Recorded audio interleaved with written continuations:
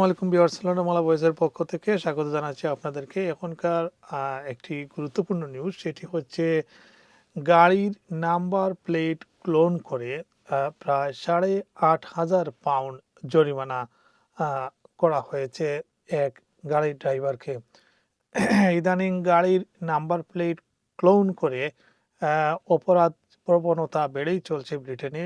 এরই একটি হচ্ছে একজনের হুবহু গাড়ি এবং গাড়ির নাম্বার ক্লোন করে সেখানে প্রায় 8,500 পাউন্ড জরিমানা সম্মুখীন হয়েছেন এক ভুক্তভোগী। তিনি এটি ট্রান্সপোর্ট বোর্ড লন্ডনকে অবহিত করার পরও সেটি কোনো সুরাহা হয়নি। তাকে প্রায় 17টি পেনাল্টি দেওয়া হয়েছে ইউলেজের। সেই জরিমানার জন্য তাকে বেইলিফ পর্যন্ত দেওয়ার হুমকি দেয়া হয়েছে। সেই সংবাদটি আজকে একাধিক ব্রিটিশ সংবাদ মাধ্যমে এসেছে। আমি তুলে ধরলাম এই কারণেই, আমাদের কমিউনিটিতে অনেকেই ড্রাইভিং গাড়ি আছে এবং দামি দামি গাড়ি আছে। তাদের হয়তো এই নিউজটি কাজে লাগবে। সেখানে যে নিউজটি এসেছে এবং সেখানে বলা হয়েছে যুক্তরাজ্যের গাড়ি চালকের নাম্বার প্লেট ক্লোন করে অপরাধীরা 8,500 পাউন্ড পর্যন্ত ইউলেজ জরিমানা জমা করেছে, যা নিয়ে চরম বিপাকে পড়েছেন এই ভুক্তভোগী। ভুক্তভোগী জানান, গত অক্টোবর মাসে তার গাড়ির নাম্বার প্লেট নকল করা হয়। দুর্ভাগ্যজনকভাবে ক্লোন করা গাড়িটি তার নিজের গাড়ির মতোই এবং একই মডেল, রং ও ধরন একই, যার ফলে প্রমাণ করা কঠিন হয়ে পড়ে। তিনি ট্রান্সপোর্ট ফর লন্ডনের কাছে আপিল করলেও তা প্রথমে খারিজ হয়ে যায়। পরবর্তীতে তার কাছে 17টি অপরিশোধিত জরিমানা আদায়ের নোটিশ পাঠানো হয় এবং বেইলিফ পর্যন্ত পাঠানোর হুমকি দেওয়া হয়, যে কথাটি আগে বলেছিলাম। আর ক্লোনিং সমস্যা বাড়ছে, যেটি টিএফএলও বলছে।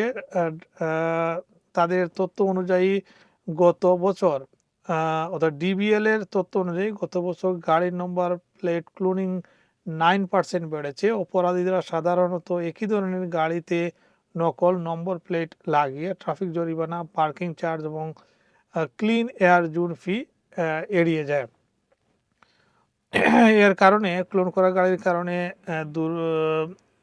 দুর্ঘটনার কারণও জটিলতা বাড়ছে। এই ঘটনাটি ঘটে যখন ভুক্তভোগী একটি গুরুতর বাইক দুর্ঘটনায় পড়েন এবং অস্ত্রোপচারের কারণে সময়মতো সব জরিমানার বিরুদ্ধে আপিল করতে পারেননি। অর্থাৎ দুর্ঘটনার পড়ার পরেও অনেকেই দেখতে পারেন যে আসলে তাদের গাড়িটি ক্লোন করা হয়েছে। পরবর্তীতে তিনি প্রমাণ দিতে সক্ষম হন যে অপরাধের ব্যবহৃত গাড়িটি তার নয় এবং এরপর যা টিএফএল সব জরিমানা বাতিল করে। শেষ পর্যন্ত টিএফএল সেটি বাতিল করে তিনি প্রমাণ করতে পেরেছিলেন। সবচেয়ে বড় কথা হচ্ছে, তিনি যখন এই জরিমানার সম্মুখীন হন তখন তিনি গাড়ি দুর্ঘটনার কারণে তাকে হাসপাতালে থাকতে হয়, যার কারণে সময় মতো তিনি এই জরিমানাগুলো পরিশোধ করতে পারেননি। ঘটনার সময় গাড়ি অন্য কোথাও ছিল এমন টিএফএল সতর্ক করে বলছে যে এই ধরনের ঘটনা ঘটে থাকলে আপনাকে ঘটনার সময় গাড়িটি অন্য কোথাও ছিল এমন ছবি বা সাক্ষ্য, আসল ও ক্লোন গাড়ির মধ্যে পার্থক্যের প্রমাণ, পুলিশের ক্রাইম রেফারেন্স নম্বর, এগুলো রাখতে বলা হয়েছে। ধন্যবাদ সবাইকে। আবার অন্য কোনো নিউজে আবার দেখা হবে। আসসালামু আলাইকুম।